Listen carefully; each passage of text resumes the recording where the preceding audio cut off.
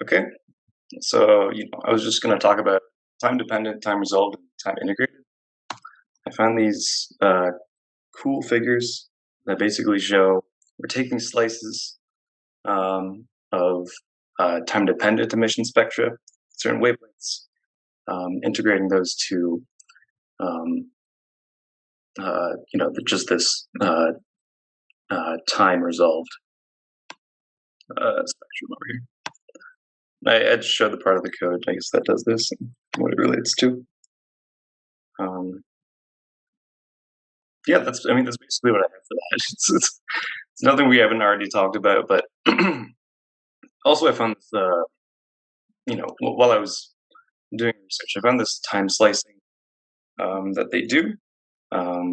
So they basically just overlay these emission spectra over one another at different times, and they do this for. They actually plot another figure from this. Basically, it says like how the intensity, I guess, changes over time. But they use this to explore like solvent relaxation. Now that affects the rate of these things and I guess charge transfer systems. So they looked at an intermolecular charge transfer system here, and they just looked at it all these different time slices. But that was basically all I had.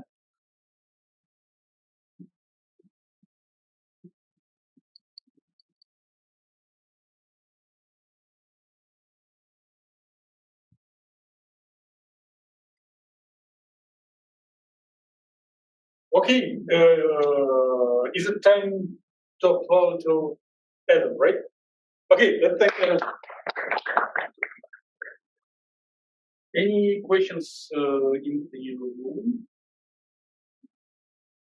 Any questions from online audience? Adam, do you see any questions in the chat line? Oh yeah.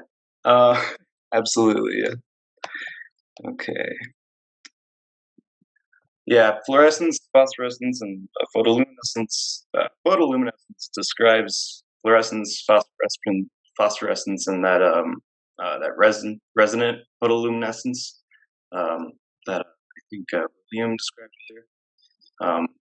They're not equal. They're describing different processes. These are like slow releases. I guess like not releases, but slow decays. Phosphorescence specifically describes entering or decay from a triplet state, so that usually takes a bit longer. And so the emitted, I guess, wavelength of light is going to be a little bit longer than with fluorescence. So fireflies, which sort of emission do they show? I believe it's phosphorescence because it's so long-lived. Okay. Can anyone compute phosphorescence without spin orbit coupling?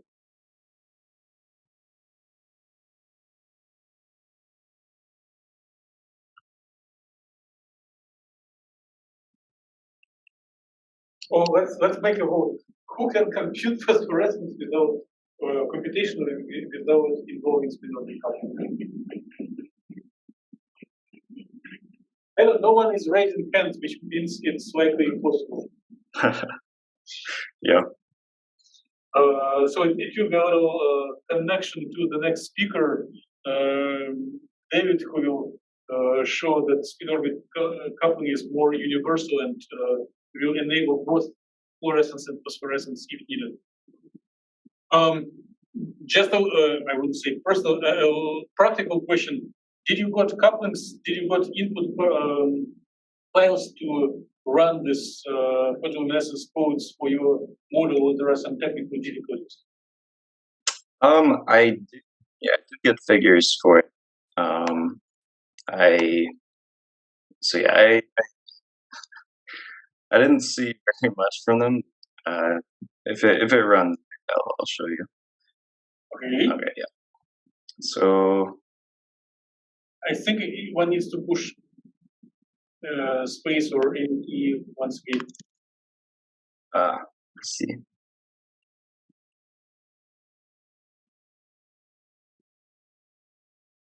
So how do you interpret that TM is changing over time? You see this TM is raising in your command line. Yeah, those are just the. Okay, so here we have it. Ah, so you have everything, right? I believe so, yeah. So you have computed emission. Yeah. Okay, that's then a great talk with a practical component. You are just ready to combine these figures, describe them, and go to the next paper. Maybe so. Maybe a bit more work, but okay, I'm very happy to see it. Any questions to this little results? It looks like Homo emission is noticeable, right?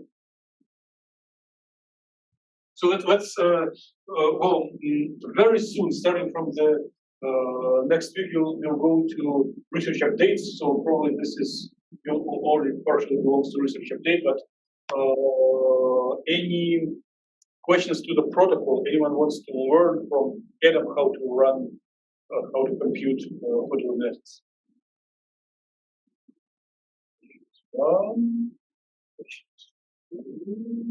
Questions. Please join me in thanking Adam once again.